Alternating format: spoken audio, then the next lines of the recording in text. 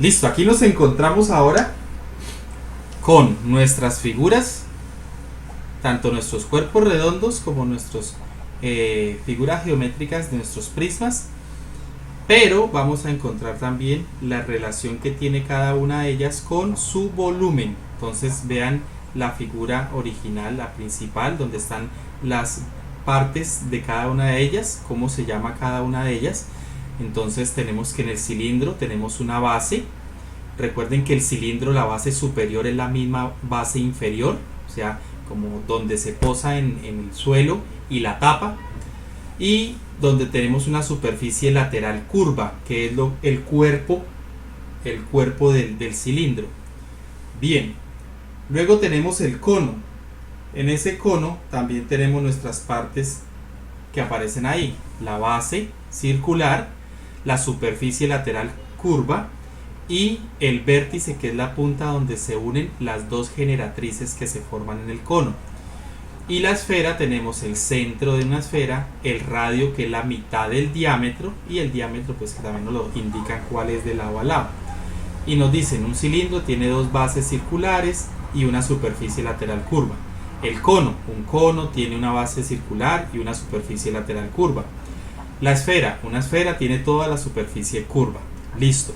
Ahora aquí tenemos en los volúmenes, tengo dos imágenes que algunas ahí, pues una se ve mejor que otras.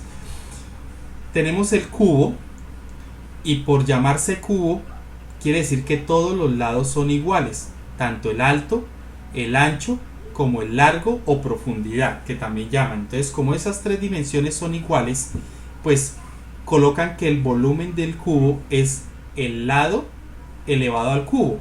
Como todos los lados son iguales, pues es uno de los lados elevado al cubo. O sea, en términos más separaditos, es lo mismo que yo voy para sacar el volumen de ese cubo, es igual que tener la multiplicación de lado por lado por lado.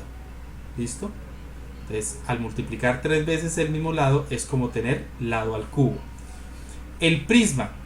Este prisma, que puede ser de base rectangular o base cuadrada, el volumen se va o difiere del cubo, es que va a tener una altura distinta, ¿sí? Puede que la base sea cuadrada y todos los lados sean iguales, pero su altura va a ser distinta, o sea, ya las tres dimensiones no son iguales. Entonces aquí me dicen que para hallar el volumen del prisma simplemente es multiplicar la superficie de la base, y lo que llaman superficie de la base es al área de la base, el área de la base, ¿sí? El área de la base por la altura. ¿Y uno cómo sabe hallar el área de la base? Pues depende qué tipo de prisma nos dan. Si la base es una base cuadrada, pues ya sabemos que es lado por lado, porque todos los lados son iguales, o lado al cuadrado. Pero si es una base rectangular, pues sabemos que el área de la base es base por altura. ¿Listo? Lo que quiere decir que hallar el cubo de estas dos figuras es multiplicar las tres dimensiones que tengan: lado, ancho y alto, ¿sí? Independientemente cuál de los dos sea, se halla de la misma forma, pero pues se caracterizan con sus fórmulas diferentes porque difieren en su forma de tamaño, porque el cubo todos los lados son iguales, en cambio el prisma, la altura va a ser distinta y la base también puede llegar a ser distinta, pero distinta solamente en que sea cuadrada o rectangular. Pero a la final termina uno haciendo que la base, el volumen de este prisma es la multiplicación de las tres dimensiones, o sea, base o lado por ancho por altura, ¿sí? Al multiplicar esas tres dimensiones también hallamos el volumen de él. Bien, y la pirámide, entonces ya tenemos aquí que tener cuidado dependiendo las características que nos den de la pirámide. ¿Cómo así? Pues que la pirámide la podemos encontrar con bases también rectangulares, cuadradas, ¿sí?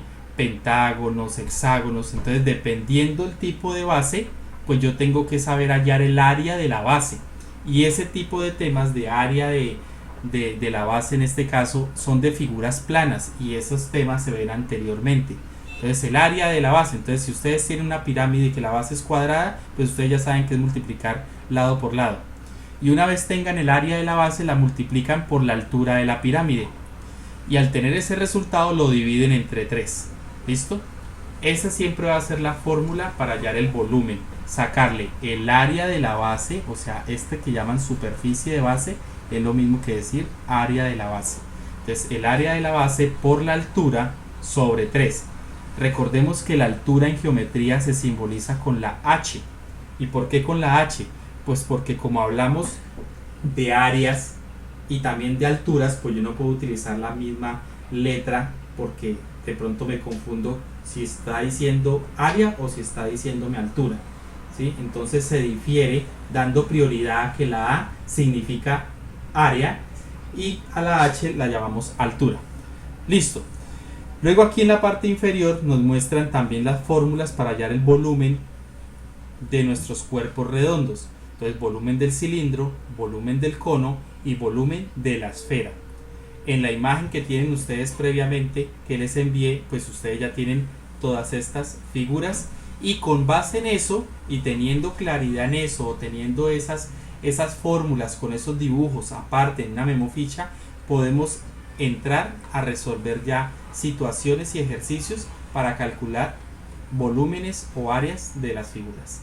Entonces ya vamos a continuar con algunos ejercicios.